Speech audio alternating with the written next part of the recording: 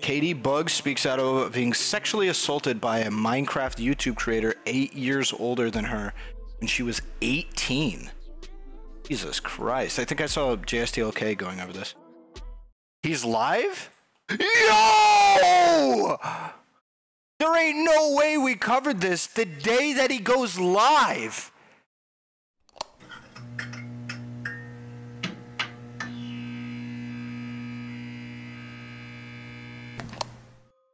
$30. All right.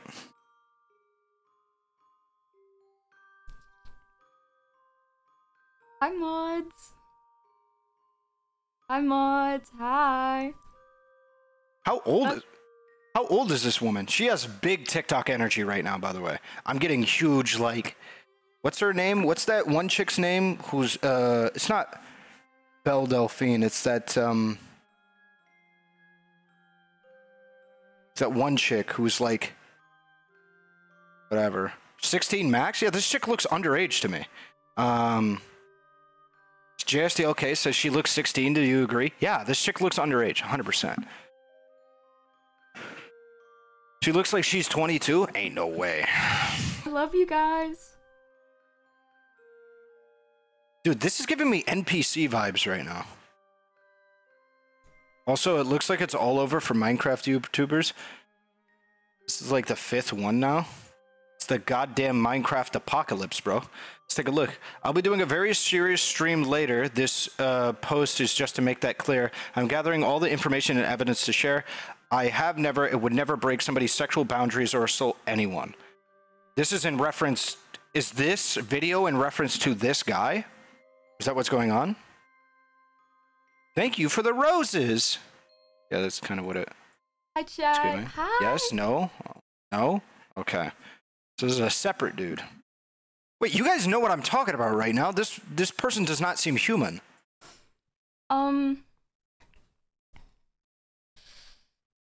Hi, chat. I wanted to talk to you guys about something today. I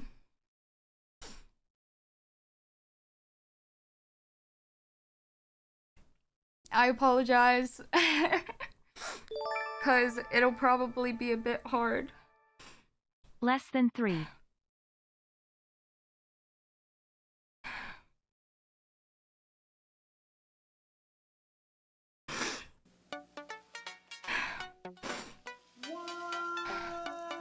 Dude, this is like a dystopian version of a like. Dude, this is weird. There's like noises going off in the background. Like, dude, this feels like a dystopian version of what a fucking sexual assault stream would be like.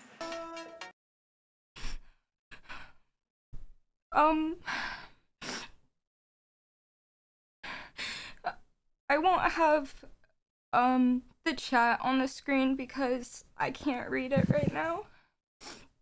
I also turned off all the alerts so I could talk. I'm sorry. I didn't think I would cry.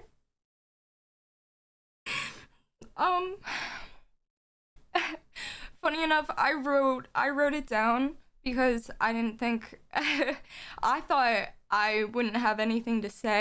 Oh, Anna Comics, thank you for gifting a sub to Arizon. Thank you. I appreciate that, homie. This is getting scary, by the way, for me. This is like kind of scary. This is kind of spooky right now. This will be your local cashier. This is how your local cashier will be in 6 years. Get ready, Ahrelevant. This is the future. Hey. You know, I thought I'd freeze up when I went live, which I kind of have, but I didn't think I'd cry. I wrote down what I want to say on stream today. I hope that's okay. Because I get really anxious when talking about Jesus, Anna. important things. Also, and do you still stream, I don't Anna? want to say anything, and I want to make sure that I'm saying everything I want to. And in order to do that, I wrote it down last night. Because I knew I would be like this. Sometimes, and mostly I on knew kick. I wouldn't be able to talk properly. So, I probably won't, I again apologize, I probably won't look up during the stream. I'll be reading on my phone. But I wanted to read this instead of tweet it because I wanted it to come from me. And I want you guys to hear it from me. It's really hard for me to talk about, but I feel like it's important for other people to hear it. I'm sorry, I'm scared. Okay. I'm gonna start reading. Shit, I look a fucking mess.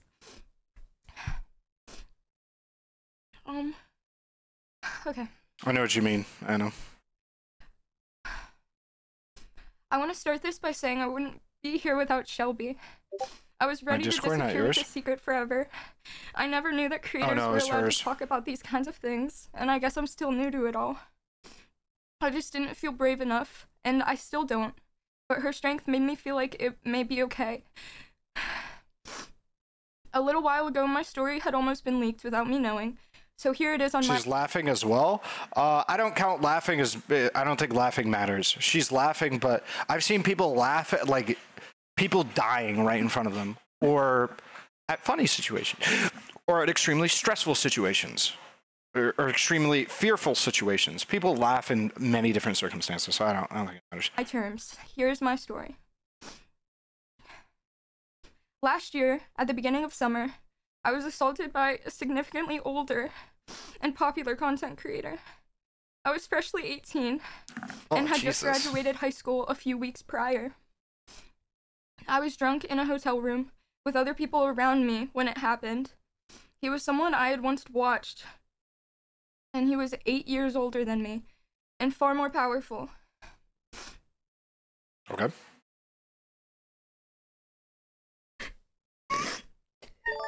How did it occur? I'm so proud of you and your bravery.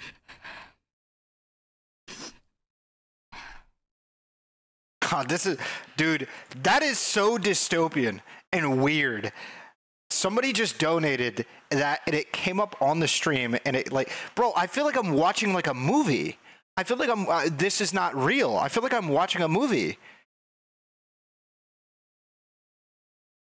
The full story is quite short. It was at a convention John, no. in a hotel room. It was my first convention I was invited that to, shit in, so bro. I stuck by one of my best friends the entire time. I was nervous but excited John. about it all I love you, and John, felt really but come grown on, up. John. One night, we were at a house party when we decided to leave. It was me, my best friend, and her other friend. This other friend was romantically talking to a really big creator hold at up, the hold time up, hold up. invited to, so I She stuck by. actually kind The of full picked it up, story is Loki. quite short. It was at a convention in a hotel room. Okay. It was my first convention I Okay. was invited to, so I stuck by one of my best friends the entire time. I was nervous but excited about it all and felt really grown up. One night, we were at a house party when we decided to leave. It was me, my best friend, and her other friend. This other friend was romantically talking to a really big creator at the time. He was also the best friend of my soon-to-be assaulter. She wanted to go back to his hotel room, but didn't want to go alone, so we went with her. I didn't really mind, as I was up for anything. When we got to the hotel room, it was the creator, the girl was talking to, and his best friend. The two of them and the three of us. Not much happened that first night, just some drinking and talking at a table. The guy's friend had been passing flirts at me the entire night, but because he was the oldest in the room, we assumed he didn't know my age. Later that night, when I left, I received Instagram DMs from him, and in my Instagram bio, in bold, was my age, 18, confirming he knew how old I was. A few days passed when I found myself in the same situation. Us three were at a party when it got boring, and whether the girl wanted to leave and go to his room, or he asked us to, I cannot remember. Once again, I was drunker than the night before and was willing to go anywhere. I was naive, and so we went back. I remember a friend seeing me in the lobby on the way. They were worried by the way I was acting and asked if I was okay. I was really drunk, and it was an eerie feeling, like they could sense something was wrong, and I wondered what would have happened if I had picked up on it. and if I wasn't drunk, and if I didn't wave it off. But I don't want to dwell on the what-ifs. That night, I went up to his room. Back at the hotel room again were the 2 friends and us 3 girls. At the time, all of us girls were already really drunk from the party we were coming from, stumbling and everything. There was more alcohol in the room, and we were encouraged to drink some more as they offered the bottles to us. They said they would join us in drinking, and insisted on drinking games, and, already drunk, I obviously complied. We sat on the couch and answered questions about each other, drinking a bunch, and the older guy sat right next to me while playing. I confused my nerves for excitement, as I had never been around such a big creator before. I remember getting drunker and drunker and really tired around this time. It was about 3 a.m. Right before the incident, I had answered a question about my age. We were playing a drinking game and talking about sex, and I admitted to everyone in the room that I was 18 and that I was a virgin at the time. I remember back now to him answering questions during the game about back when he was 19 and when he was in college, noticing how my future was his past, and I wondered how he felt sitting so close to me. It was a little after that, when I had resorted to playing games on my phone when it happened. Out of nowhere, I felt him slip his hand under my clothes, sitting next to me on the couch, in front of everyone. He disguised it with a simple, "Are you ticklish?" I coughed out a no, still staring at my phone. I was overly aware of the fact that we were in front of other people, the fact that everyone else was sitting around us, watching us, including my best friend, and that his hand was inching further to places I hadn't asked for it to be. He made a game out of my embarrassment, where he would touch me in certain areas to make me lose the phone game I was playing. I was scared, and I felt sick, either from the alcohol or from his touch. It didn't matter because my mind was a blur.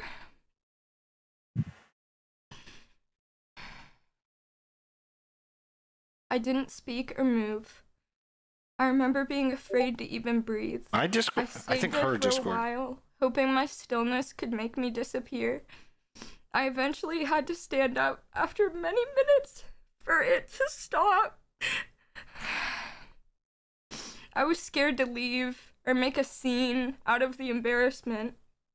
Eventually, later in the night, I found myself alone with him. Okay, so I'm going to provide commentary for that last thing. So if it was somebody of a similar age, let's say an 18-year-old guy, and he was a little bit socially stunted, I could actually see how this would be something that could be somewhat of a misunderstanding. Because if he was like poking at this chick, right? It's like, hey, you ticklish or whatever. We've all seen stuff like that. And then him trying to escalate with that in front of people, very socially unaware of something like that. And because she isn't responding overtly negatively, he thinks that it's like an okay sign. Because unfortunately, a lot of young men will see a lack of overt no's or overt red flags or whatever, you know, red lights, as a sign that you can keep escalating and stuff. But if what she said was accurate and that this guy was 8 years older and she was 18 at the time, that would make this guy 26. You're 26 years old and you're doing that. Like, bro, the socially stunted, you would have to have mental illness. That's pretty steep. To not understand why somebody could have this issue. It could still, in theory, be that he was poking and trying to do whatever. She wasn't super specific with the areas that he was poking. She definitely implied that it was very inappropriate. And it was done in front of her friends. But I could see something like that occurring from somebody who was like very socially unaware. I think he was too old to be able to garner any kind of defense for that kind of action, though, pragmatically or realistically. If he was 18, I could see it and I could be like, yeah, maybe that, but sounds like she's about to get into something potentially heavier. But yeah, for that specific instance, I could see that. The guy was like 25, 26. Yeah, I don't think some 25 or 26-year-old guy is going to like poke some 18-year-old chick some people might not say her age matters, but I think for that specific context, her age does matter. Poking some 18-year-old chick in the side, it's like, are you ticklish? Are you ticklish? And then her being like not into it, but also not overtly being like, hey, I need you to stop. And then just like not picking up the idea that he should probably not do this, especially in front of other people. His friend, everyone else either passed out or sick. I dread the scenarios that could have played out that night. I wish for it to stop. I was scared to leave or make a scene out of the embarrassment. Eventually, later in the night, I found myself alone with him and his friend. Everyone else either passed out or sick. How did this happen? I feel like there's a really important like jump there. I feel like there should be just like kind of some kind of an explanation. I can give an explanation that makes 100% sense. So she was talking about how she felt embarrassed to leave. She didn't want to have it be like awkward or weird. Maybe she felt like if she was gonna leave, it would like reflect poorly on her friends, right? And that her friends really wanted to stay there. So she felt pressure to stay. And then it got to later in the night because that stayed consistent all the way up until the late night, and then her friends started passing out, and she didn't want to leave her friends there passed out. And especially if you consider the idea that if she thought this guy was creepy, she wouldn't want to leave her friends passed out with this like creepy guy and maybe another creepy guy. You know what I'm saying? Hope that makes sense. I dread the scenarios that could have. But I feel like this is kind of weird to just go, oh yeah, I didn't want to leave in the moment right after that, because I didn't want to leave out of embarrassment. So anyway, later in the night when it was just like most of my friends were passed out, it's like, whoa, how the fuck did we get here? You know? You don't think she mentioned that fear? She mentioned the fear, but I need something to connect from that moment to later in the night. Played out that night. The what ifs. I was just so naive, and lucky or not, the night came to an end with just that. The night lasted until 6 a.m. The what if. Later in the night, I found myself alone with him and his friend. Everyone else either passed out or sick. I dread the scenarios that could have played out that night. The what ifs. I was just so naive, and lucky or not, the night came to an end with just that.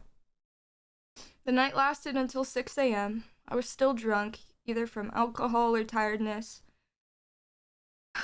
I went to leave, and the older guy decided to leave with me. We walked to the elevators, where I didn't get on. He then pretended that the elevator was broken, and that he couldn't leave, telling me to get in the elevator to prove it was broken. And then after a few minutes, he ended the night with a "guess I'm going now," leaving with a wounded puppy look.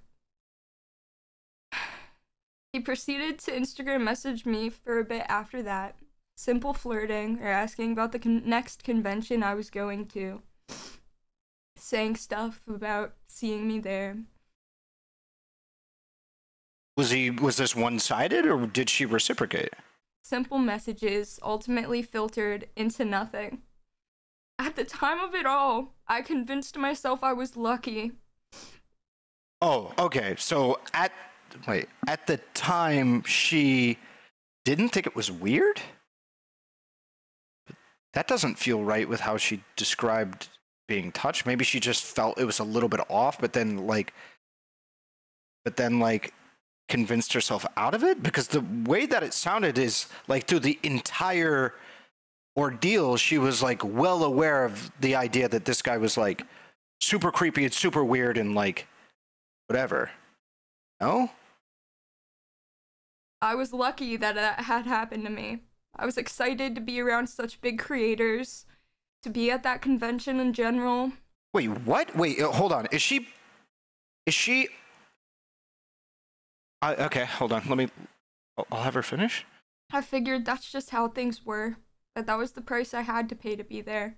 That anyone would have loved to be in my position, and that I should have appreciated it.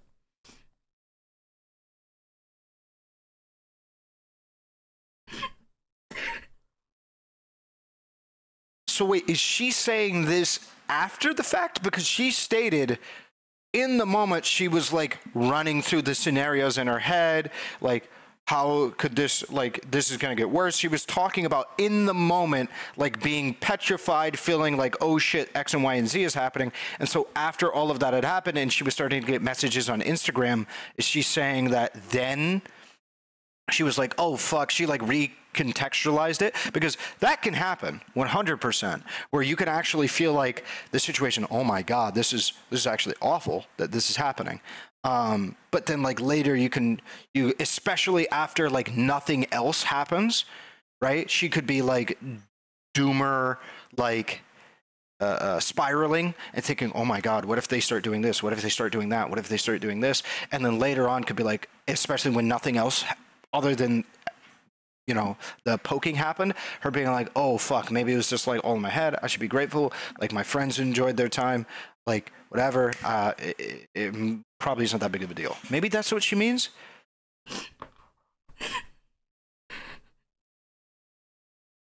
It was a first that night. It was the first time anyone had ever touched me.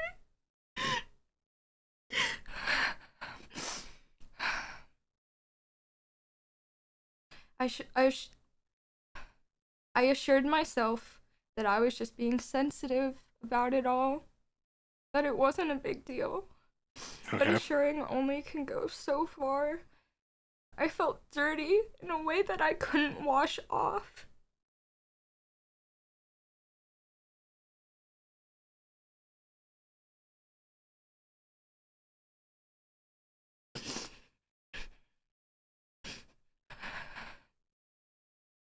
I couldn't help the way that my body reacted and flinched. Part of me still wanted to feel cool about it all, to convince myself I was lucky so I didn't have to think about it. I would reimagine the scenario in my head, replaying it again and again, what I could have done, what I could have said instead. But it didn't matter. None of it did, because he never asked, and that fact would never change, no matter how hard I thought about it. I changed after that. I believed life wasn't fair. I was naive, and maybe sometimes to a fault, but I could only wish it lasted longer. I miss not knowing. I used to be kind.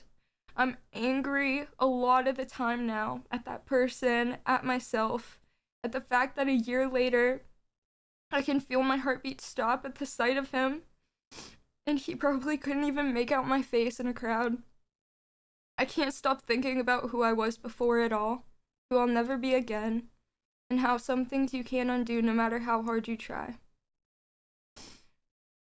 I never said anything. Skunk, what the hell are you talking about? I was embarrassed it happened, and I was afraid to look weak or to show that it hurt me. But I realize now that I don't think being hurt makes you weak. I think it's strong to feel things that have hurt you. And then better insane overreaction. Dude, we haven't even heard the specific places that she was touched. I don't feel like just assuming she's overreacting is warranted here. Maybe we never get the exact areas she was touched, but dude, if the dude went full fucking Trump and grabbed her by the pussy or something like that, I don't feel like this is an overreaction. If she was just like touched in her sides or whatever, like even still, I would say that that's like kind of weird, but definitely doesn't warrant this whole fucking thing. I agree, it'd be an overreaction, but I don't think the like assumption that she's overreacting is like warranted, unless there's some critical detail that everybody in the fucking chat has that I don't. Less. I was scared to speak out because I thought it was my fault. And that I didn't deserve to. I feel like if she had, she definitely wouldn't hold back. No, there is absolutely people who will not like explicitly say that he touched me here. She said that he had started by like poking her like underneath her shirt or something like that, and then he went to places where it was like extremely uncomfortable or something like that. She implied that it definitely could have been like near her vagina or like at her vagina or like ass or maybe her boobs. Didn't she say she was entering towards inappropriate places? Yeah, something like that. Essentially, she was heavily implying like if he had touched her vagina with the way that she described it, it was not like, it wouldn't have been out of place with her description. Did you already finish your doctoral thesis in rectal sciences?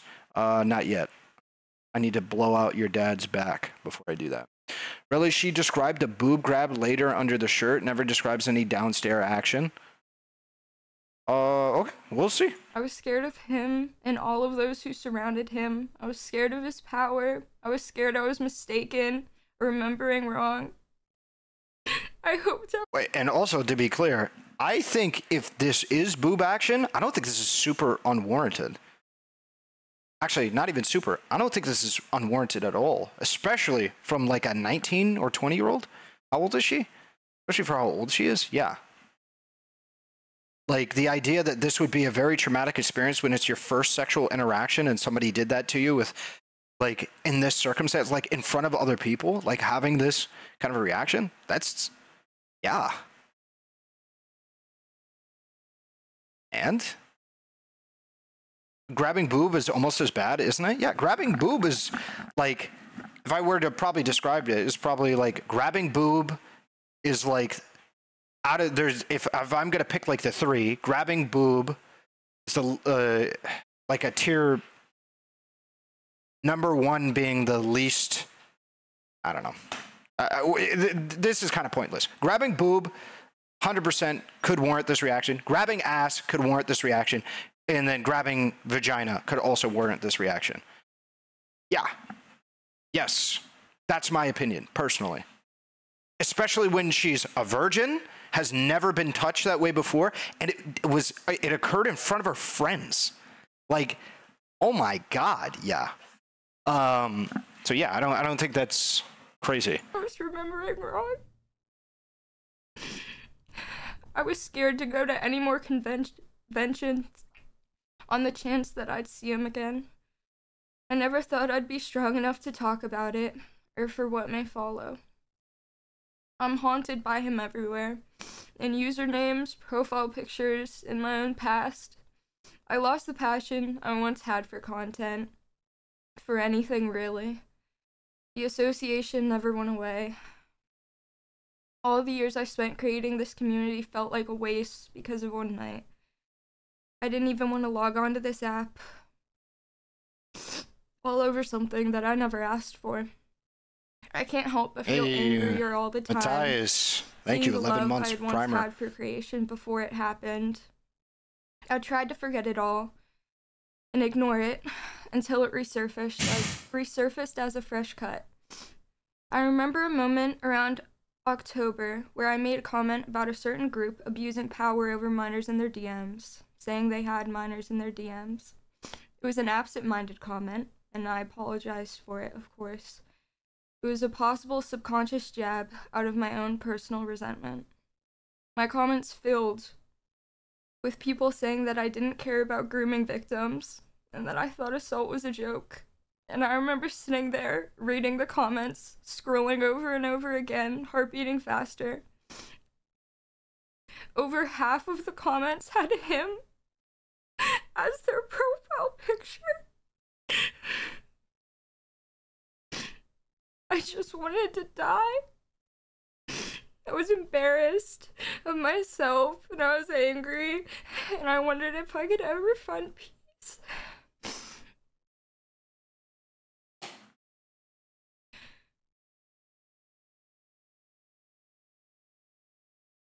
Feels a bit overblown. I so strongly disagree. I think that if you are an 18-year-old who just got groped in front of your friends around very large creators, it could very easily result in you like having a dramatically different response to content creation, to fucking possibly a hobby that you fucking like, not wanting to go to the conventions anymore. Fuck, I could even see her not wanting to like hang out with her friends, those friends anymore, because she might feel betrayed by them and shit like that. Really, she's an adult? And? Hello? What? And? Next sentence? The idea of will I ever heal? It's scary. But I was tired of withholding my story to protect myself. I had spent so long convincing myself it was my fault, or that I was. I'm gonna start dragging niggas in Discord if you keep I yapping. just wanted to disappear. Keep it up. But I didn't, because I realized that this is a problem bigger than me. It may sound dramatic, but it's how I felt for over a year. I feel everything very strongly, and I don't want that to change. It was a big deal to me, and I spent too much time downplaying my own experiences, and I still do. I'm still trying to realize that it's okay. My story is about power and age and consent. It pisses me off that they can hide behind their power while victims are left helpless, no matter what scenario. It pisses me off that he thought he had the right to do what he did, that he did it even in my silence.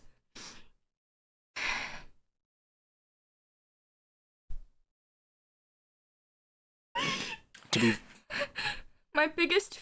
Okay, at the risk of my entire fucking career here, I don't think it was... if I had to guess, it was probably not that simple for him. It was probably not just like, yeah, I have power, I think I can get away with this. It was almost assuredly, if I had to guess, something he didn't really think about, right? And maybe that makes it worse for her, but I don't think this guy was like, yes, I have this power, I'm immune to this kind of thing. That's how this shit works. That just does not seem consistent with other people in these positions, especially in this age range. It just doesn't seem consistent. What seems more consistent is that this guy just truly doesn't understand the consequences of his actions. He just kind of went for it. There's a key difference there. One believes they are insulated from the consequences of their actions because of their power, and another one doesn't even really think that there is consequences. They're just kind of like going with it. He thought it was like risen some chick up, doing whatever the fuck, and didn't really think about it too much. And literally ended up potentially groping some chick and sexually assaulting her. Those are two wildly different things. And usually when you're talking about people in this age group, they usually tend to fall into the, I don't really know, because I don't really have like consequences type beat. Fears about speaking out with you guys. I wanted to keep my community safe from what may follow, and also, most importantly, from the ugly truth of life. I promised with you guys to be open and honest all the time. I know, but I didn't want to break up what we had. I wanted to stay strong for you guys. I didn't want this to define me or my community or all we've worked for. I didn't want it to all be overshadowed by one event. But once again, this isn't about me.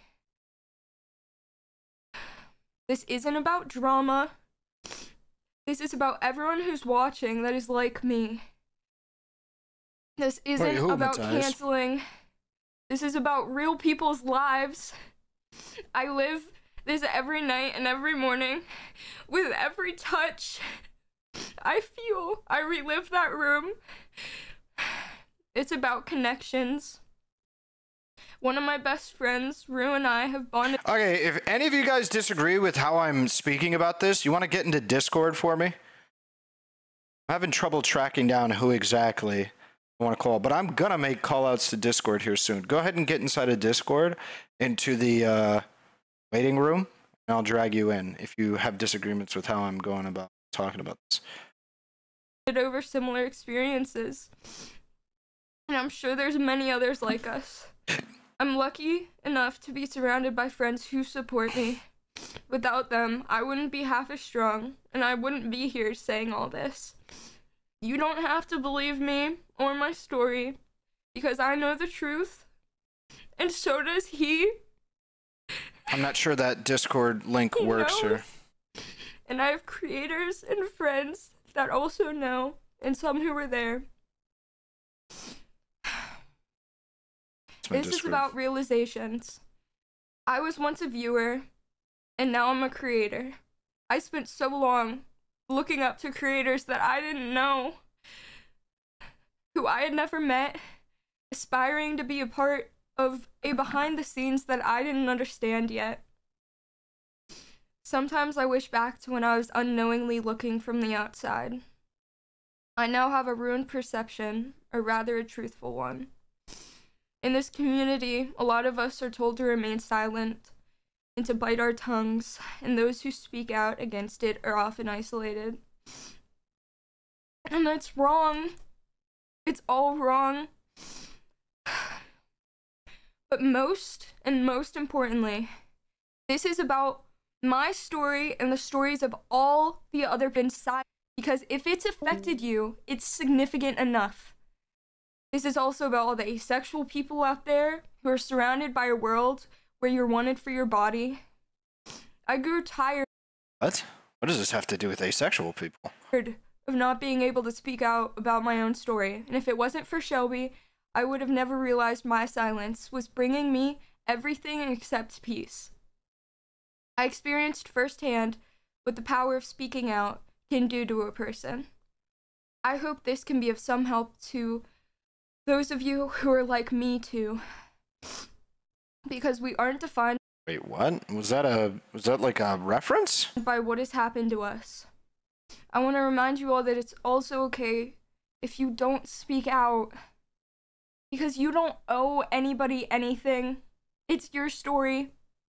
It's your story to tell, and it's yours to heal from. And it's only yours.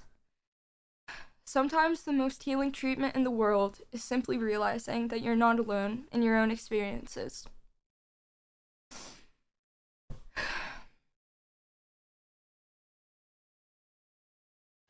To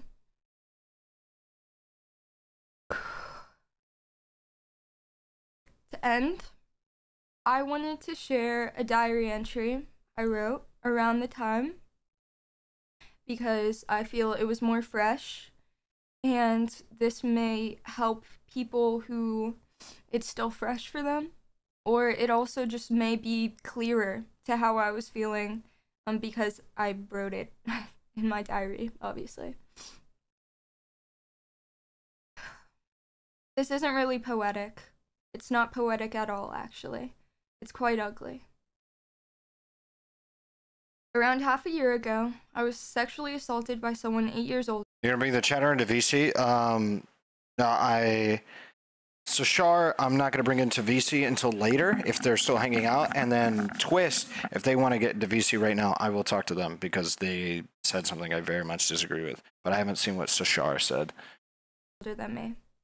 A black and gray striped long sleeve, Nike shorts, a Calvin Klein sports bra.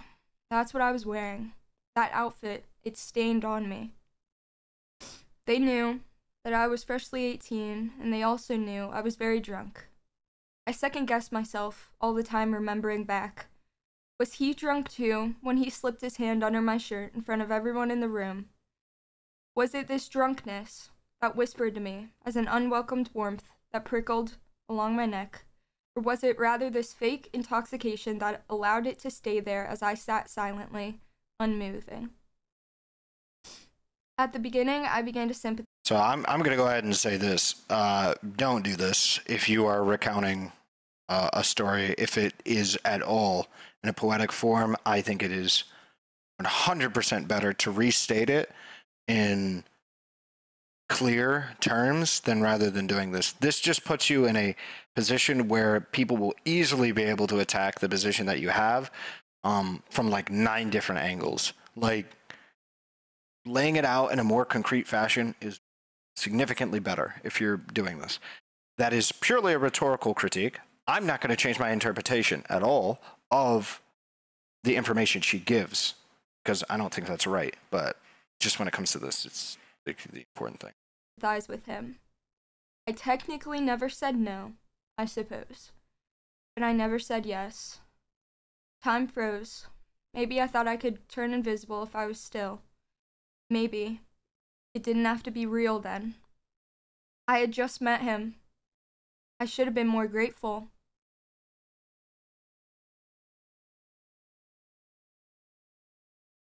You're in Discord? Are you in a voice channel? Maybe I still had some hope in the world. Maybe I just haven't met the world yet. You're lucky to be next to him. So many people would have traded me places. I wonder how many have. I remembered his age. I wondered where I would be at 26. I blamed myself for all the things I could have done. I really did. I convinced myself I was lucky. I let half a year pass, wondering why it's now that I still cry myself to sleep imagining it. Why it's now that no matter how many times I wash, I still feel dirty. Why is it that to him I'm a faint memory, but he haunts mine? It's not fair. I was kind in this world and it was not fair to me. I stay up cursing it. Power. He has so much more than me. Protection. It's unfair. It's unfair he can do that, and it's unsafe for me to talk about it. Why, in order to have a peace of mind, do I have to threaten all I've worked for? I've never been one to be bold, so why do I have to feel guilty for staying silent? I feel weak for what happened to me, and even weaker for not yelling it out, from hiding from it. I don't want attention. I want to disappear. I wish I never had to be seen again. And as soon as I do speak out of it, I'm seen different. Speak out about it, I'm seen different. I'm seen as a person with a body that can be used and used in bad ways. In reality, I never wanted it. I'm painted a victim of a crime that I never chose. And what happens when it's all I'm seen as? What do I do then? When half echo on about proof or disbelief, the other half will pity me, looking at me like I'm wounded prey. When do I get my dignity back? When I watched it be ripped from me when I was too young to recognize it.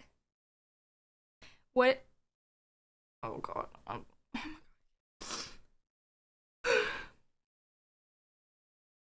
I don't want to be the brave one, but I will. What are consequences to someone who has no conscience? I'll never find the peace. I can't get it out of my head. Will I learn to live with the pain I faced? How does one accept peace on their own terms? Is one defined by what's been done to them? Is this a forgiving world? Because I hope it's not. I hope for every touch unasked for and every person belonging to that touch rots in this world unforgiven. I'm very angry and I don't want to be an angry person. I can't help but feel like it changed me and I had no control over it, and I get angry again and I try to be kind and believe in a kind world, but a lot of it feels cruel. My kindness never brought me strength. Not now. Not even anger can. I'm always losing and I don't find it fair. How something can eat away at me this long. Why can I forget everything but that moment, no matter how hard I try? I get mad at myself for making a big deal about it, but it was. I guess I can't change how things affect me. And I wonder why. I wonder why every touch is a bad one. I wonder if the world's so kind, why can't I experience its kindness? I wonder if I'll experience anything soft like that. I'm embarrassed. I'm tired. That's it. Yeah, I feel like that was not good at all for her case. I feel like that to most people who she might be trying to... I mean, I guess it depends on what her goal is, but I feel like a lot of people who are going to look at that and what they're going to interpret is that she's being very showy and performative. It's going to look like she's like essentially just doing a press tour off of that. I feel like it would have been much better to condense all of the potentially relevant information to this instance and then just use that. Which it was a lot of what I already said, but at least in that moment it was more fresh. I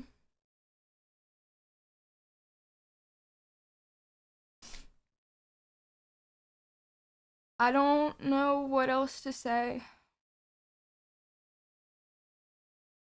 I don't know what I'm gonna do after this. I didn't really think it through that much, but I knew it was important.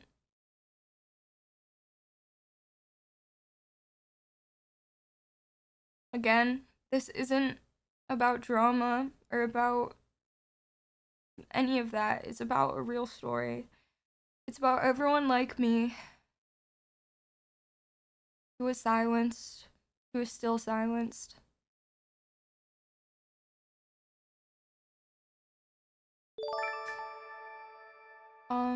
I agree, C-Monk. Dude, the fucking alerts, they gotta be turned off. That's insane. I hope you guys stay safe. That makes this seem like fake, literally fake. You guys. I might be gone for a little bit, but I don't want this to stop me. Because it's just something that happened to me. That's it. And yeah.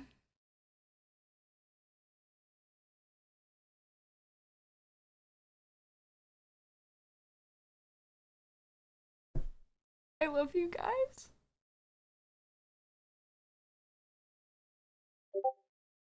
My Discord or hers? Her Discord, not mine. I think I'm gonna go. Her Discord.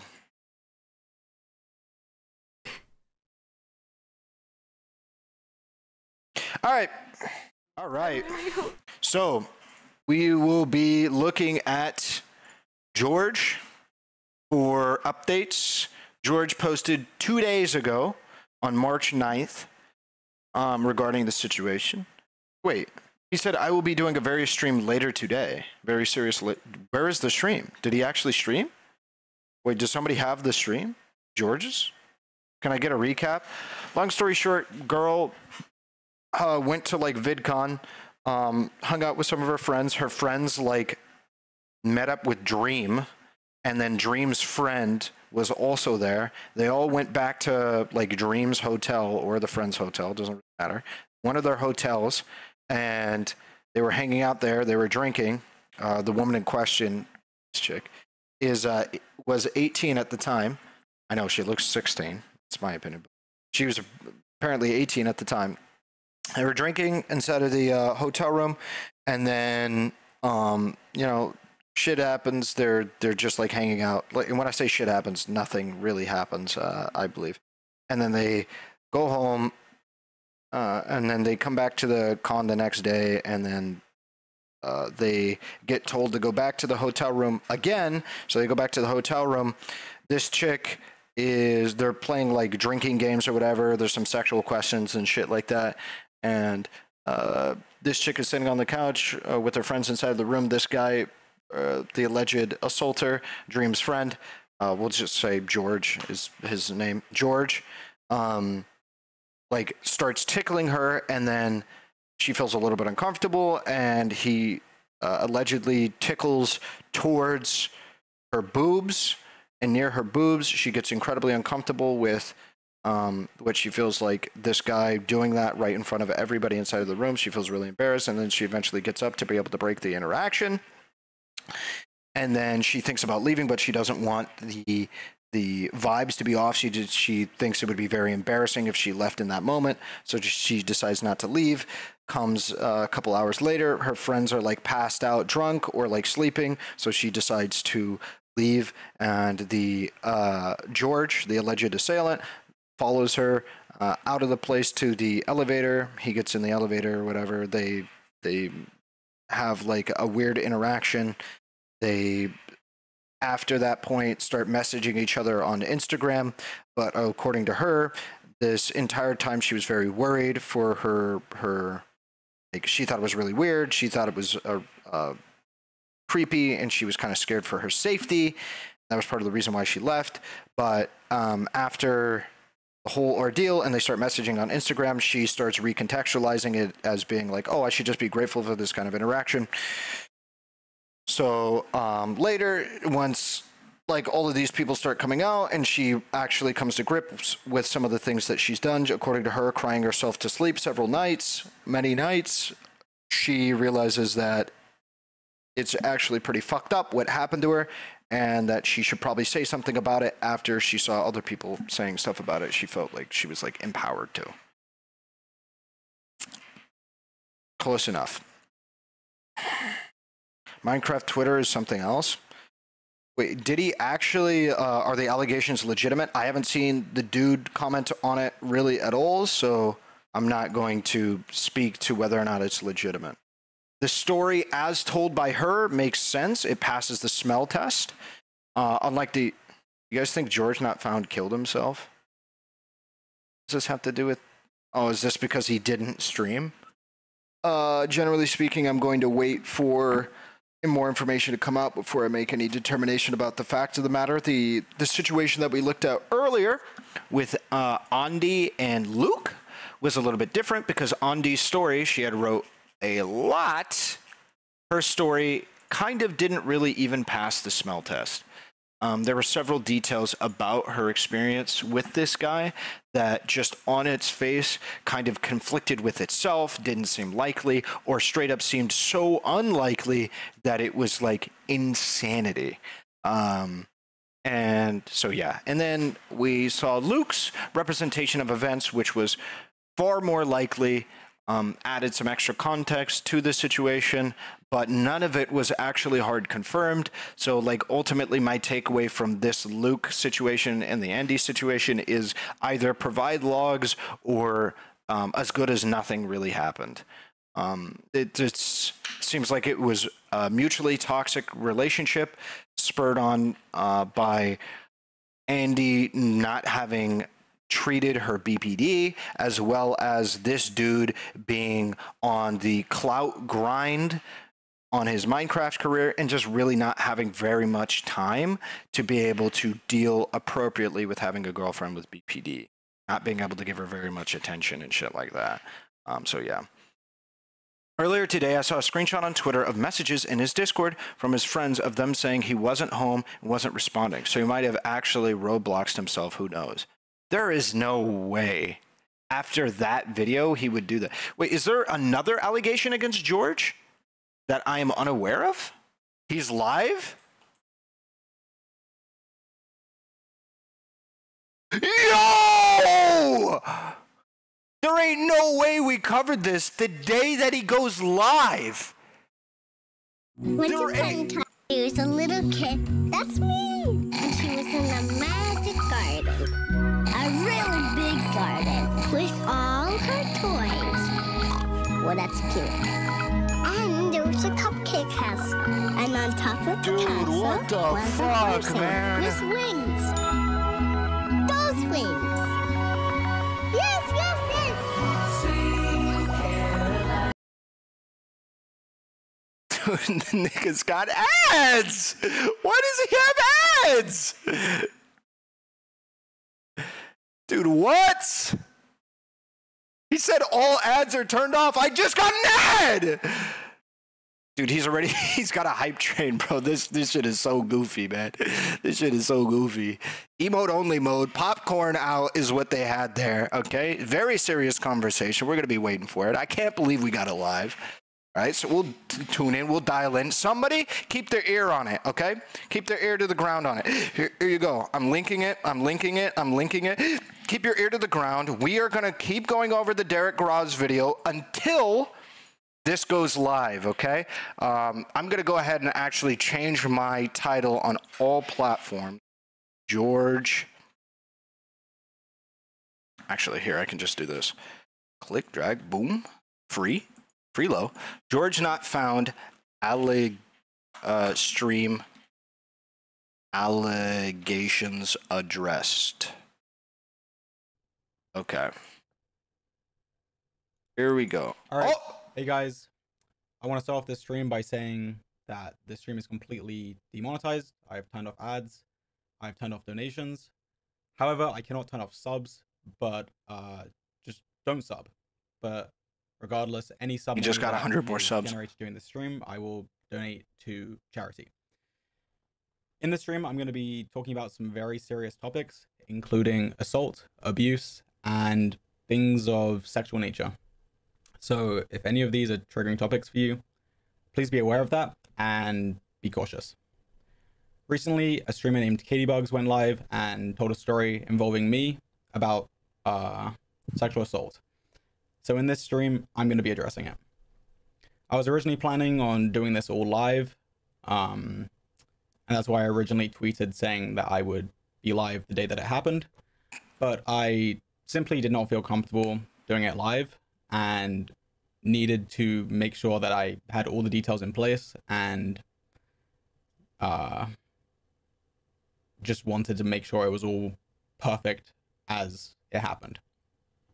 So today I sat down, talked straight into this camera, laid out all my thoughts, and then essentially just edited out the blank spaces where I was sitting here thinking about what to say. Crow, by the way, you are VIP. Also added some screenshots for context. And I'm going to be playing that video now. You are VIP for the I'm going to be link, telling Crow, the by whole way. story, so it might not seem like everything is completely relevant, but I do need to tell the whole story for it to make sense and to fully inform you guys. So please watch the video in its entirety before forming opinions, as this is very important. Finally, before I play the video, do not send hate to Katie. That is not the goal of this, and I do not want you guys doing that. So let's play the video. See you later, guys. So he had a pre-made video that he's about to play? Is that what Okay, so this is my side of the story of the 2 times that I ever interacted with Caitibugzz in real life. So the first time that I met her, it was in Dream's hotel room at VidCon. To give context about Dream's hotel room, essentially it was a bigger room than average. It's not just a bed in a room like a typical hotel room is. Essentially it's there was a living room, there was a table, and the bedroom was kind of separated from it. And for this reason, we used his hotel room essentially as a place where all of our friends could hang out in. VidCon is a 4-day long event, so we actually used it quite frequently throughout these 4 days. And we had creators, friends in and out of this room throughout the whole event. Now, the first night that I actually met Katie, I was with Dream in his hotel room, and Dream was in a group chat with 5 other people. These 5 people included Caitibugzz, her best friend, and 3 other of her friends. Now, these 5 people, they were at an official VidCon after party. Wait, so 5 they women? They wanted Dream to go meet up with them and hang out with them. But Dream actually didn't want to hang out with them. And the reason is because at the time he was wearing his Dream mask a lot. And he felt uncomfortable wearing it because it's a whole mask on your face. So he just didn't want to go to the party particularly. He even suggested that they shouldn't come because he was assuming that. What if I go see Katie come back with you? Maybe I don't know what the friends are up to. Him that wasn't the case. They were bored and they wanted him to come. So now these 5 people are trying to come to the hotel, but the problem with that is to get into the hotel, you need to have a VidCon creator badge. And only 2 of the people in the group chat actually had this badge. That was Katie and her best friend. So eventually what happened is Katie and 2 of her other friends came to Dream's hotel room. This was my first time actually meeting them in real life. Does somebody have a YouTube link for this? Who they were before meeting them. Is this being streamed on we YouTube? essentially just were playing drinking Link me games if in it's the streamed hotel onto room. YouTube. We were just having fun, talking with each other. Nothing crazy in particular. Now, one thing Katie said retrospectively, looking back at the scenario, is that I was flirting with her throughout the night and that she was uncomfortable with this because of our age difference. At the time, she was 18 and I was 26. She actually assumed I didn't know her age because she had never said it. But then later, I had actually DM'd her on Instagram. And because of this, she says that it is confirmed that I know her age. To give some context to this scenario and to why I didn't know her age, my perspective of things is that I am with people that are over the age of 21 in a scenario where we are doing things that people that are over the age of 21 are doing, like drinking. And also the people that came from an event where they had very heavy security. This was an official VidCon after party. And with previous VidCon after parties, I even had problems getting into these events. There was one time where they didn't let me in because they couldn't confirm the legitimacy of my UK ID. They said they weren't trained to look at foreign IDs. So they didn't even let me in despite me being 26 at the time. And also since Katie's stream, I've gone back and reviewed texts from the time. And there was actually a picture where it was shown that they had this 21 plus wristband on one of their Damn, this nigga doing research. So from my perspective, it's a bunch of 21 plus year olds hanging out. And I have no reason to think otherwise, other than her Instagram bio, but I just didn't see it. But anyway, nothing actually particularly happened at this first night that we were hanging out, everything was very friendly. We went our separate ways, and that's the end of the first night. And then the second time that we hung out was the next night after this. So we wake up the next day, we do VidCon stuff.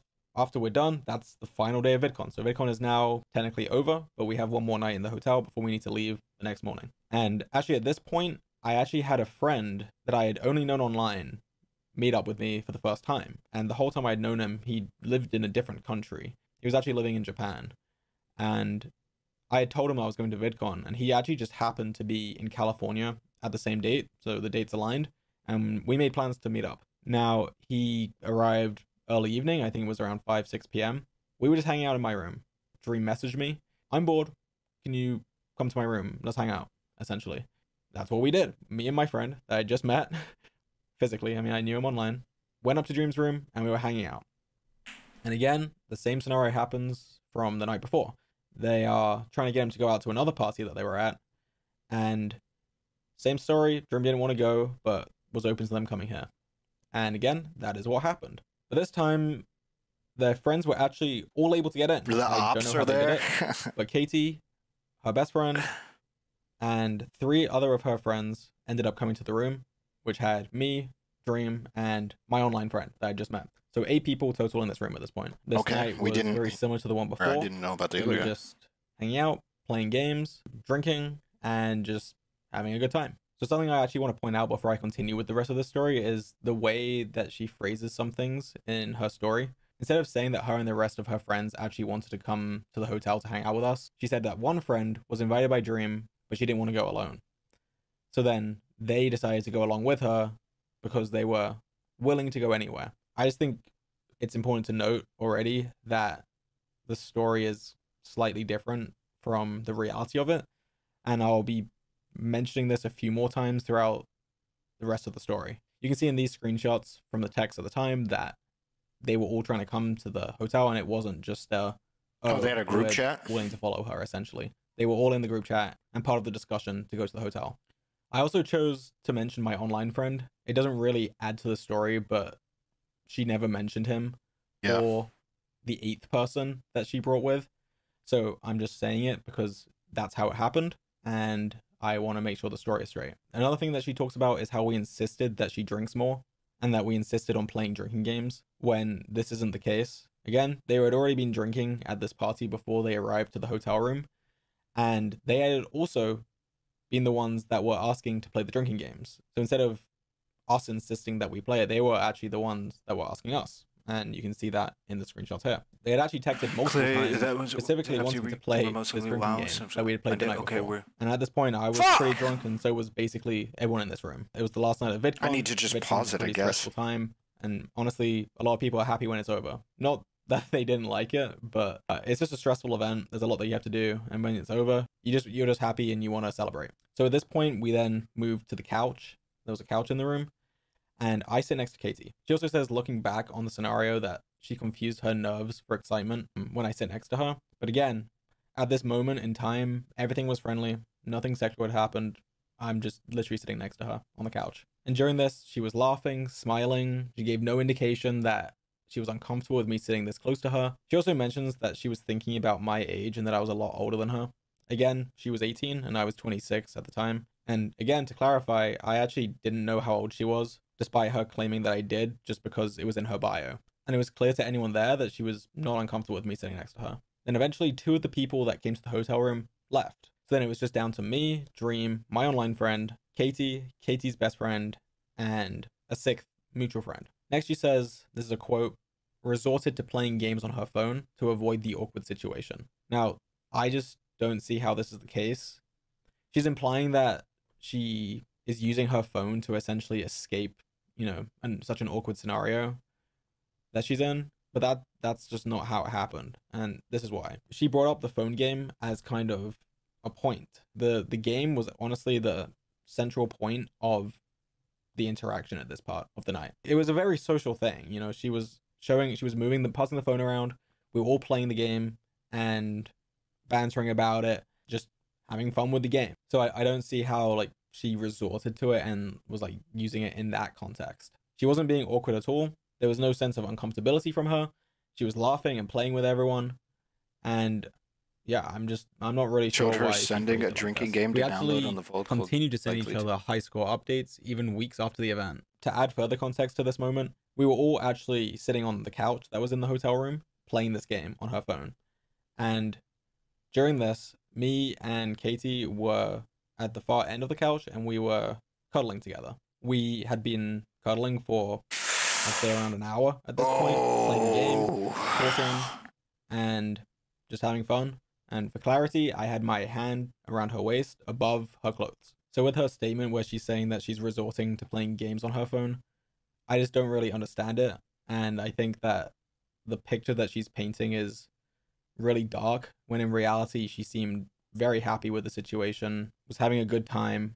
I also want to address a fact that she claimed that would confirm that I know her age. She said that she had answered a question about her age during a drinking game, and we were talking about sex, and that she admitted to everyone in the room that she was 18 and a virgin at the time. I just don't remember this happening. I'm not saying this to just pretend like it didn't happen. I'm not saying it didn't happen. I did not hear it happen. We're not just all sitting down and not moving. It's a, it's a chaotic environment. I could have been getting a drink. I could have been talking to someone else. I just did not know that that was said. Another quote from her stream I want to address. She says, "There was more alcohol in the room and we were encouraged to drink some more as they offered the bottles to us. They said they would join us in drinking and insisted on drinking games. They had already been drinking before they arrived. They were drunk." And the way this is phrased, it makes us out to look like we're kind of preying on them and like forcing them to drink when they didn't want to, when that's not the case. And as I mentioned earlier, they were even the ones asking to play the drinking games via the texts before they had even arrived. So then this is when her most important claim happens. I'm just going to read the quote. She says, "Out of nowhere, I felt him slip his hand under my clothes, sitting next to me on the couch in front of everyone. He disguised it with a simple, 'Are you ticklish?' I coughed out a no, and still staring at my phone, I was overly aware of the fact that we were in front of other people. The fact that everyone else was sitting around us, watching us, including my best friend, and that his hand was inching further to places I hadn't asked it to be. Again, as I mentioned before, we had previously been cuddling on this couch for around an hour, but I did place my hand on her waist under her shirt. The way it's phrased makes it sound like it happened out of nowhere, when in reality we had been cuddling for over an hour at this point, and it was not out of nowhere. It was also around half an hour until I started moving my hand further up, and the way it's phrased just makes it seem like it happened pretty instantly and pretty quickly. There was nothing quick about it. It was very slow, and I was very cautious about it and making sure that she was comfortable throughout the process. By doing what? Were very touchy, very cuddly, and very slowly got more intimate. I've always been overly cautious with consent, and this is not just because I'm a creator. I've been like this since before I was a creator, and I think that's just the way I wish she expanded on that a little bit more. It should be. Nothing came out of nowhere. Everything progressed very slowly throughout the night. And also, before I continue, I want to make it clear that the furthest anything ever got was under the shirt touching and cuddling. Now, obviously, people don't typically ask if everything is okay, even such as touching someone's waist under their shirt before they do it. But in this case, I was extremely slow, and she was engaging with me the entire time, laughing, cuddling with me, and even playfully fighting me for the game that we were playing. Again, the quote that she said, he disguised it with a simple, "Are you ticklish?" I coughed out a no. She's implying that it's with malicious intent, and that she coughed out a no would also imply that I should be able to tell that she was uncomfortable with it. She says, later, he made a game out of my embarrassment where he would touch me in certain areas to make me lose the game I was playing. Now, I actually remember this quite vividly. I remember she was playing the game, and there were parts where it would be very easy to lose if you were distracted. And she's right, I did do that. There were points where she was playing the game, and she was at a point where it was easy for her to mess up, and I would, for example, tickle her or like squeeze her, and when I did this, she would laugh, she would turn around and smile at me, or she would play fight with me because I had just made her lose the game. She also says how, quote, I didn't speak or move. I remember being afraid to even breathe. I stayed there for a while, hoping my stillness could make me disappear. Now, to reiterate, anytime that I did this, it was met with her either smiling, laughing, play fighting with me, and there was no reason for me to believe that she was uncomfortable with it. She was not moving. She was not speaking. Of course, I don't believe that silence is consent. I just want to make sure that it is abundantly clear. She was visibly and physically responding well to everything that we were doing. I also want to comment on how she said that she had to stand up after many minutes for it to stop. She did get up multiple times throughout the night, For example, to go to the bathroom, to get a drink. Also, when her friends left, she got up to say goodbye to them, and she would come back to the same scenario. I also just want to point out that her best friend was here during this whole process, then afterwards did leave. And I think it is important to note that she made the choice to stay behind for many hours more. And as I mentioned before, she did get up, say goodbye to them, and came back. We were even talking about staying up to wait until 11 a.m., which was the checkout time of the hotel, since it was the final day. Jesus. We were like, oh, I don't know if we want to go to sleep for a few hours, might as well just stay up. But that's not what ended up happening. And it's at this time that Katie says that, this is a quote, "I went to leave and the older guy then decided to leave too." This is phrased in a way that makes me look kind of creepy, to be honest. She's basically saying she left, so I decided to leave too, which is not the case. What actually happened is Dream had decided he was too tired and was going to bed. So the night was over and we all left. She then goes on to tell a story about the elevator and how I joked about it being broken to try get her to go in with me. So Katie actually had her own hotel room on the same floor as Dream. So she actually didn't have to take the elevator. She walked me to the elevator when she didn't have to and said goodnight to me, which was nice of her. I did joke with her about coming in the elevator by pretending that it was broken. I went into the elevator, the doors closed, and I would press the doors open button to make it open again. I did this a few times and she didn't go along with it, which I respectfully took, obviously, and ended up just going down to my room. So yeah, she didn't have to take the elevator, yet she chose to walk with me to the elevator to say goodnight to me, which I think is... Wait, was she walking in the same given direction? How she's saying how she was so upset with it. But also I think these comments are her looking back on the night and not her actual feelings at the time. And that's essentially the end of the story. This is actually the last time I've seen her in person, was just as those elevator doors closed. We messaged for a bit after, through Instagram DMs and Snapchat. And the way that we talked to each other was always pretty banterous. For example, after the first night that we hung out, but before the second, she'd actually texted me and said, "You better not be in Dream's room tonight or I'm going to shoot your leg." Obviously, she's not going to shoot my leg. It's just, we're just messing with each other. And I'd actually responded to her and said, "Well, guess what? I'm actually here right now." And yeah, after this, we texted for a bit, sometimes daily, sometimes we would take a few days break, even a few weeks at some point. And at some point after VidCon, we were actually both in London at the same time. And she let me know this through her DMs. Now, I will say she didn't come out outright and say, "I'm in London," but she did say that she had gone to a place that was known to be a London thing.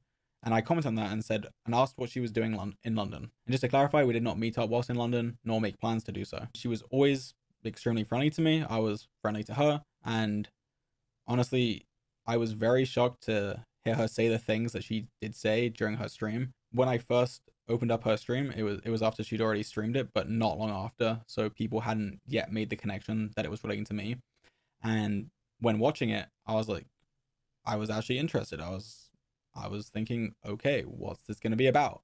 And then when she started saying more and more details, I realized, wait, this is about me. I was very, very confused, very shocked, and didn't quite know what to think, given I had no impression of any wrongdoing throughout this whole relationship that I had with her. None at all. Like, it was, if anything, it was the opposite. I thought we had a pretty good relationship. Despite the fact that we actually hadn't talked in a while, I thought if I had seen her in real life again, everything would be fine and we would be friends. It was actually around this point, after VidCon had finished and we were messaging, that I found out her age.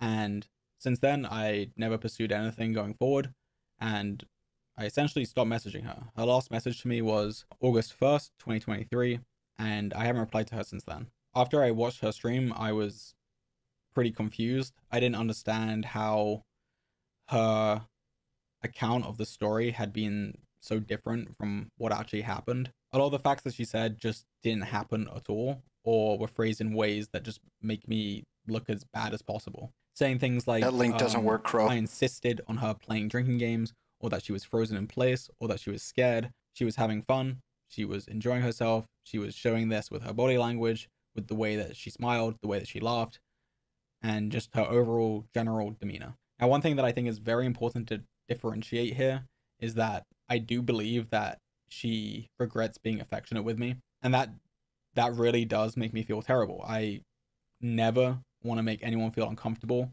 or regret their interactions with me or anything along those lines, regardless of if it's sexual or not. And I am truly really sorry if I contributed towards that. But what's important to differentiate is that she was uncomfortable with this after the fact and not during. She says, quote, "At the time of it all, I convinced myself I was lucky. I was lucky that it had happened to me.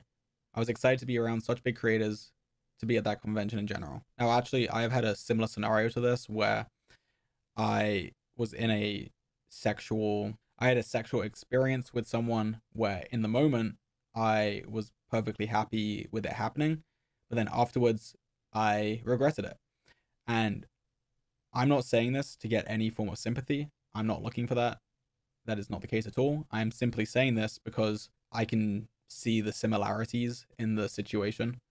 Now, I'm not mad at the person that I was in this sexual experience with at all. I have no negative thoughts on them. I simply did not like how it ended up. And if I could go back and not do it, I wouldn't have.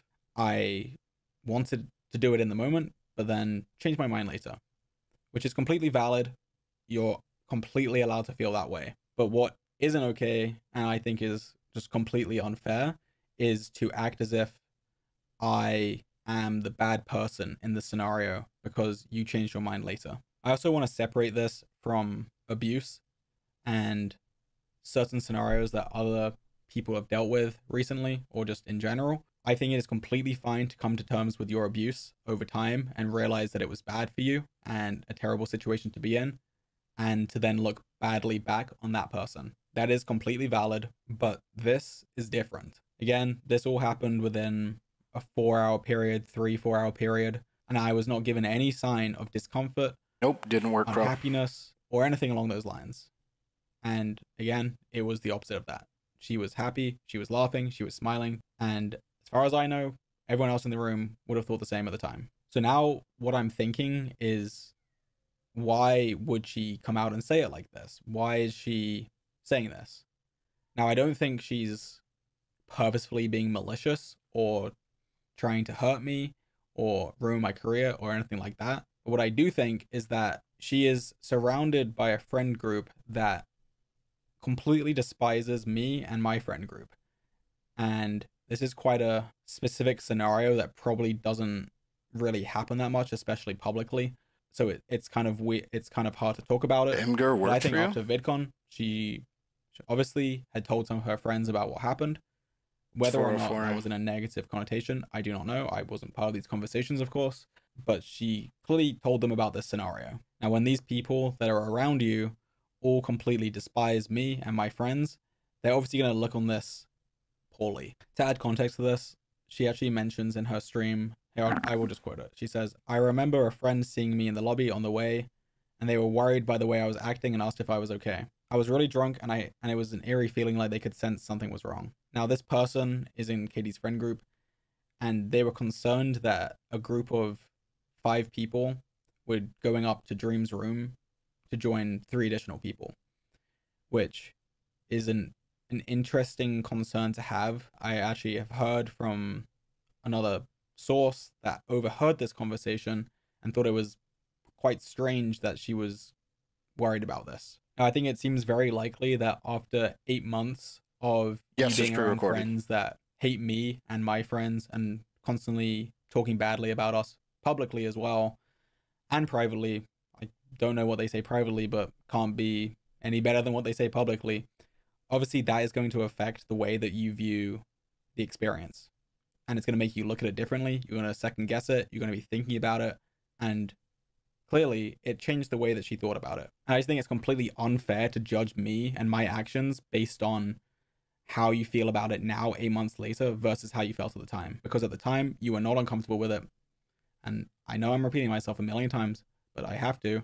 You were smiling, happy, laughing, playing along with it, everything. And that's all I really have to say on the matter. Still keep supporting victims. All right. Biggest piece of information there to drop by far was that the drinking game was her idea, or her friend's idea. And the reason why, because intuitively you want to say the biggest piece of information was that he was slowly escalating the situation. That's what you want to intuitively say was the biggest piece of... This isn't... Did he not have the VOD published? Oh, no. That's what you intuitively want to say was the biggest piece of information. But the reason why it isn't to me is because it's not confirmed. There's no confirmation there. However, the drinking game thing seems to be at least leading in that direction. It's possible that it wasn't their idea and maybe it was suggested in like a separate thing or whatever, but the ball is in her and her friend's court to be able to counter that bit of information. It's a really big deal if it was suggested by her friend group or even participated by her friend group, the drinking game, because her narrative was that these guys pushed them to drink. And if they were being pushed to drink, why are they suggesting drinking games? It's possible that they were pushed to drink and then they were like, yeah, what kind of drinking game do you want to play? What kind of drinking game do you want to play? But with the way that the messages looked like they were saying, like, here, we should do this. And that not being accurately represented in her story looks really bad. Now, if we're going with unconfirmed shit that happened, right? The unconfirmed, like, escalation, slow escalation that guy is referring to absolutely brings it to a point where you could say that it is within the gray area of, like, understanding whether or not this guy had the right to Riz. We'll just put it that way. 100% inside of that gray area, without a doubt. Wait, does Ahrelevant not believe all women? Yikes. Okay, yeah. Fuck you, bro. So that's where I'm at with that. If he is going to, if that is his side of it, and what he's saying is that he grabbed her by the waist, she was giving positive feedback, and he was like slowly itching his way up over the course of like a half an hour, and she was giving positive reciprocation through that entire process. Even if we agree that he did it in an unjustified manner, or we find out, or something like that, let's say even we agree, the amount of time that he did it, and according to the way that he's describing the positive affirmation that he was getting about his actions, I think we could get into a gray area right there. Just a gray area of like, hey, this guy had a reason to feel like he was clear for launch. SEK, thank you for the $20.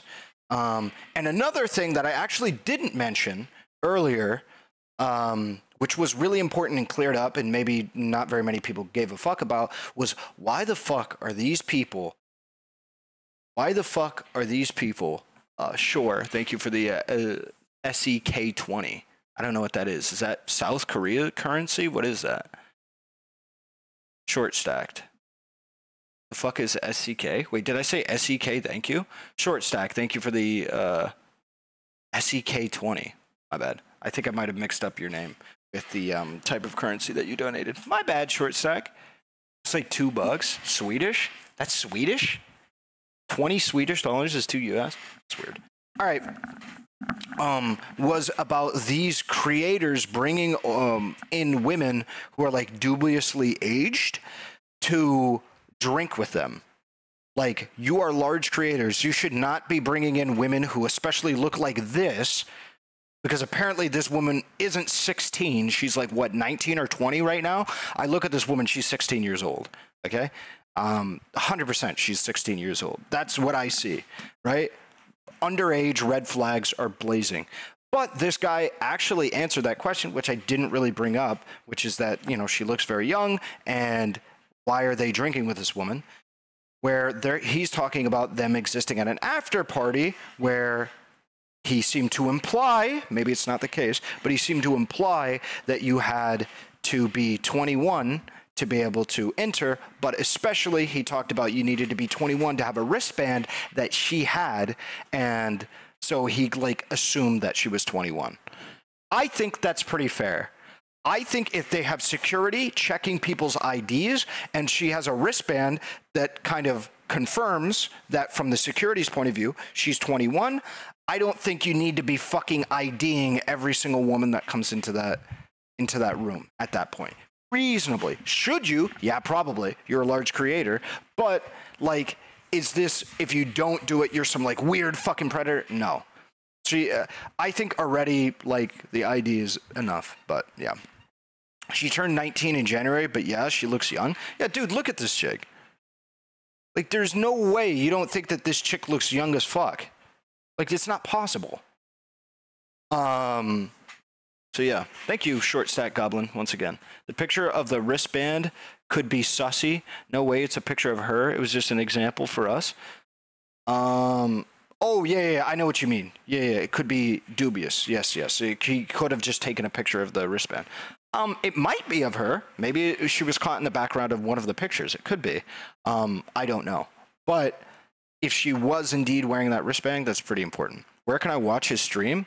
I don't know. It doesn't seem like the VOD was up. 150 days in VR? What? That...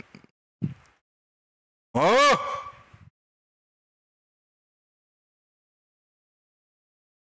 Dude, what are these views? Why is this guy not posting more regularly? Holy mother of views. Holy. Jeez. Doesn't it look like she has a filter on? She might have a filter on. Yeah, I don't know. Does she have an Instagram? Recording again. I got autism. Bro, that chick is 16. I'm sorry. I actually don't even believe that she is 19. I think that is fake. Back to it. I don't believe that for a second. Bro, even her friend looks 16. I know. They both look like high schoolers. Right? Both of these people look like high schoolers. Literally, both of these people look like high schoolers. George's VOD is up on his Twitch. It is right now. Tarkov. I heard it. I didn't even need to see it. I heard it. It's Tarkov. That would confirm that I know her age. She said that she had answered a question, and also I even had my 21 plus wristband on one of their wrists, and it wasn't. Oh, he said one of their wrists, not necessarily hers. You guys are going to the parking lot or where we need to discreetly give a blanket pass? I don't know. I'm having one of my okay. Oh, we're willing to follow her scenario, and where's the drinking game one? Her age. My perspective of things is that I am with. Here we go. The game was honestly such an awkward scenario that she's in, but that's just not how it happened, and this is why. She brought up the phone game as kind of a point. The game was honestly the central point of the interaction at this part of the night. It was a very social thing, you know. She is using her phone to essentially escape, you know, such an awkward scenario that she's in, but that's just. Wait, when does he bring up the thing? Except her friend. I'm like, we were actually sitting on just. Oh, it was earlier than that. Passing the phone around. We were all playing the game. A point. This is why she brought up the phone such a. That was it. This is a quote. Resorted to playing games on her phone to avoid the awkward situation. Now, I just don't see how this is the case. She's implying that she is using her phone to essentially. It's like right here. Such an awkward scenario that she's in, but that's just not how it happened, and this is why. She brought up the phone game as kind of viewfinding. The game was honestly the central point of the interaction at this part of the night. It was a very social thing, you know. She was moving the phone around. We were all playing the game and bantering about it, just having fun with the game. So I don't see how she resorted to it and was using it in that context. She wasn't being awkward at all. There was no sense of uncomfortability from her. She was laughing and playing with everyone, and yeah, I'm not really sure why she phrased it like this. We actually continued to send each other high score up. Yeah, no, that's laughing, smiling. She gave no indication that she was uncomfortable with me sitting this close to her. She also mentions that she was thinking about my age and that I was a lot older than her. Again, she was 18 and I was 26 at the time. And again, to clarify, I actually didn't know how old she was, despite her claiming that I did, just because it was in her bio. All I'm saying is, if I was contacting a girl like her, I'd be in jail for sure. Then it was just down to me, Dream, my online friend, Katie's best friend, and a sixth mutual friend. Next, she says, this is a quote, resorted to playing games on her phone to avoid the awkward situation. Now, I just don't see how this is the case. She's implying that she is using her phone to essentially escape, you know, in such an awkward scenario. Dude, where is it? I can literally see it right here in the timeline.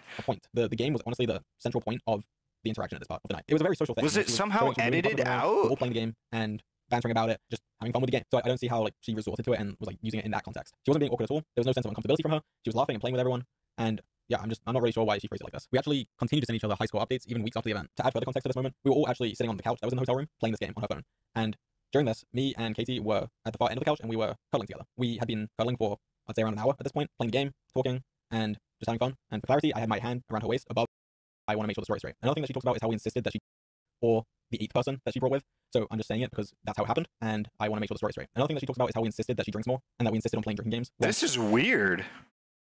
Do you provide women for your 12-month subs? Huh?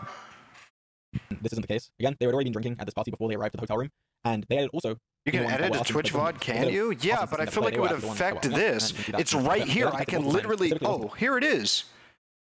Why is it doing this? This is the message. This is so weird. This right here is the message that's on screen. What? Like 2 minutes later. All right. This is the Clay. What was that app you were using for for the most likely to game? It's my secret app that you can only access on my phone with me, you know? Wow, STFU, I'll find it. Okay, we're going to the hotel right now to steal your phone, you fuck. And then links most likely to. Want to play that game from last night? Where was this in this conversation? Play this drinking game that we played the night before. And at this point, I was pretty drunk. Yeah. So it was basically Okay. in this room. It was the last night of VidCon. I would say maybe a little bit more context would be helpful there, but the ball is 100% in their court. They have to substantiate why. Like, that's a really big deal to omit that from her story. The idea that she was actively a part of the suggestion for... Not only was she actively... They also been the ones that were asking to play drinking games. So instead of us insisting that we play, they were actually the ones that were asking us. And you can see that in the screenshots here. They actually texted... So, it looks like... Correct me if it's... Okay, here. I'll move my thing a little bit because I'm a little bit in the way. Somebody correct me if I'm wrong. Everybody audit my statement right here. It appears as though they are not in physical proximity to each other at this moment. They're not, like, with each other. Right? Because she says, wow, okay, I'll find it. Okay, we're going to the hotel right now to steal your phone, you fuck. Right? So we can all agree that they're not in physical proximity to each other. So the way that she described her side of it was that they showed up and then they decided to play drinking games and that they were pushed to drink more. It seems like she was not only a willing participant, but also actively encouraged the idea of drinking more prior to even being in the environment. Prior to her even being in the environment, she was actively promoting the idea of drinking. So if that is the case, here is my issue. 1, she either did not look through the text messages that completely disproved the narrative that she was posting on the or that she promoted on the stream. And I'm not saying narrative to be dismissive. I'll say her side of it. Her side of the situation. She didn't look at the text messages that completely, like, disprove what she is saying. Or 2, she didn't care. Those are like a binary, because this pretty concretely disproves a part of her story, which is that she went over there and that they suggested drinking games and goaded her into drinking. This pretty concretely disproves that. So maybe she was going based off of memory. It didn't think to look at any evidence that might have existed inside of her phone already. Sus. That's weird. I feel like if I am making an allegation about somebody, I would probably want to look through the messages, look through anything concrete to be able to do that. And do you know why I know that she thought the same way? The diary. She thought the exact same thing. Why did she bring up the diary? It was because it was fresh. She knew that it might be a little bit groggy, but this was fresh. Do you know what else is fresh? Texts! DMs! DMs are as fresh as it gets because it was probably happening in the moment. It was happening in the moment.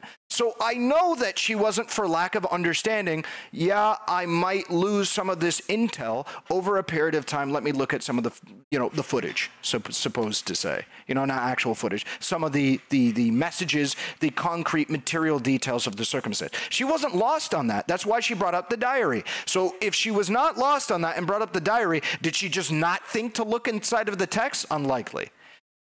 But maybe it's not super unlikely, because why would she put in a part of her story that could be disproven by texts? That's kind of weird. So now we're put into a situation where it seems like her reading of the diary might have been more performative than a lot of people thought. She might not have been reading out of her diary because she wanted to have a more fresh interpretation of things. No, it seems like she might have just read out of her diary because she wanted to, I don't know, read off a poem to communicate to the world how this went. Maybe she has a thing about poems, because if she actually wanted to make sure things were fresh, she would have looked at the text, the tweets, the fucking DMs, whatever the fuck, you know what I'm talking about. I think she said the diary was written even 6 months after, right? I'm not sure about that specific detail, but she definitely referred to it, I think, on 4 different occasions as it being more fresh, and that's why she wanted to read it. What do you genuinely think is the case here? What do you think actually happened? Well, I want her to respond with receipts, but given my limited interpretation now that both parties have spoken, it seems like what was most likely had happened is they hit it off. They were kind of vibing or whatever on the first night. That shit went fine. Then come second night, they were kind of vibing for a little bit of time and shit like that. Everybody was into it, at least all the way up until the touching happened. And then from there, it's a little bit ambiguous. All right. It's he said, she said at that point. But the problem is she, as this guy rightly stated, implied something very, very distinctly different than what he did. And this difference, this asymmetry, is like one of them is lying. Because in one instance, she is implying that this guy fucking did this shit in all of about 30 seconds. That was my interpretation of events. I think that was most people's interpretation of events. This shit happened ooh, oochie goochie goo, tickle, tickle, tickle, tickle, tickle, tickle, boob, tickle, tickle. Okay, I'm done. That's the interpretation of the events. This guy is saying it happened over the course of 40 minutes. Okay, so this should be able to be possibly corroborated by people that were present inside the room. Unfortunately, when it comes to outside observers, that's very difficult. But yeah, it's I would say from there, that is the crux of a difference. Was she positively reciprocating? Was she not? One thing that we know for a fact is she was positively reciprocating leading up to and after the situation, which does not bode super well for her line of her story. Her story does allow for leading up to and after, but it also is exactly how you would respond if it was a consensual situation. So it's what are we doing here? We need to see more instances of her pretty soon after experiencing some kind of mental distress or something like that. And we need to see more instances of that to be able to see, was this maybe something that she was convinced was an issue significantly later, and maybe it might be coloring her interpretation of events, or potentially she was talked to by individuals after, and it was materially true that this guy moved pretty quick and did perhaps do an oopsie. But this is really he said, she said situation. But the fact this block right here, I think he also adds another thing here. Yeah, there it is. This specific part right here is a very big detail that needs to be answered, because it's one of the few that we have that pretty firmly contradicts her statement. Okay? Because she said she recognized that her understanding of the situation might be clouded due to time, so she brought up the diary, but she didn't think to look up the text. She didn't think, yeah, maybe it would be a good idea to look at the texts, look at the DMs. None of that came up, really? Unlikely. So what was more likely to happen is that she actually didn't get the diary or whatever to refresh her memory and do all of that shit. She probably just wanted to read out of the diary for some other reason. So she needs a good explanation for this. Otherwise, this looks really bad. Because I'm going to be honest with you, I don't know how you forget this detail. In good faith, I don't know how you forget this detail. Because for her to, in earnest, for her to not be lying, she needed to have forgotten all of this shit happened, or this needs to be like photoshopped or somehow explained away by context. Which is incredibly unlikely. A short stack goblin with 100 SEK. The sad part is that she's not really fully at fault. I said I felt was someone goading her into the declaration, and it seems he has the same opinion. Short stack W, Relly L. Wait, I don't think I ever said that there wasn't a woman goading her, or wasn't, there was nobody goading this woman into it. I don't think I ever said that. There wasn't. What I said was that we shouldn't assume that. And that's based. Okay? That's fucking based. But anyway, she replied to George's first tweet saying he was going to stream that she recorded and screenshotted stuff too. So maybe she might reply to this. I saw that. Do you have that tweet? I'm not sure if I have it up. Hold on. Here it is. Got it. This is the woman in question. This is this woman. My Discord, not yours. Okay. We are waiting. Pull whatever you can find. I also have screen recorded everything I planned on using to support my case if needed. Oh my God. Thank you for actually, who said that? Who told me about this? Sheesh Shimok. That is so incredibly important that you told me that. And the reason why is because if she's being truthful, that she did screen record this shit, screen record everything I planned on using to support my case if needed, then she either is going to somehow disprove this, which seems pretty hard to disprove, or she is like directly saying that she like ignored this incredibly important part of the text chain or somehow missed it. That is insane. Because I'll say again, the train of thought I was on, and short stack the gobbler, thank you once again for the donation. The issue is this would be incredibly difficult to forget. If because this is her inside of the chat.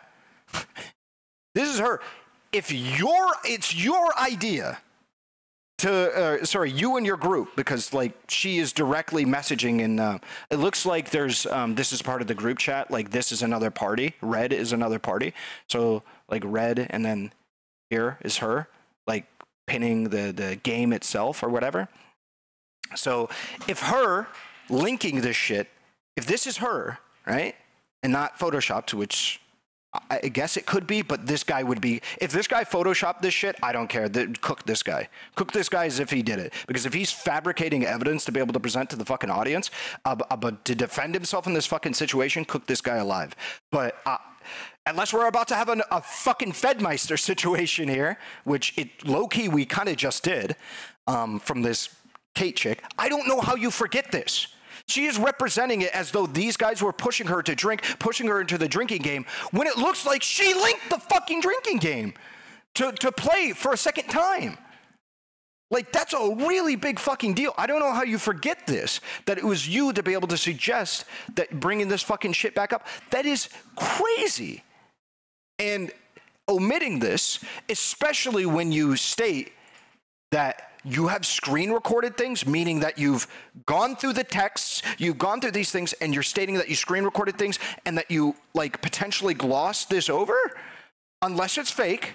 It might be another it might be a reverse Fedmeister. You might have one Fedmeister on a reverse counter situation here. I just don't see this happening, bro. This is really, really bad. This needs to be the first thing answered. As well as if she has any further screen recordings of text, whatever, tweets, DMs, to be able to exonerate this position. This is really bad to lie about this. Because more than likely, If these are not fabricated, it is a lie. So, that being said, all right. Let's read all of this just in case.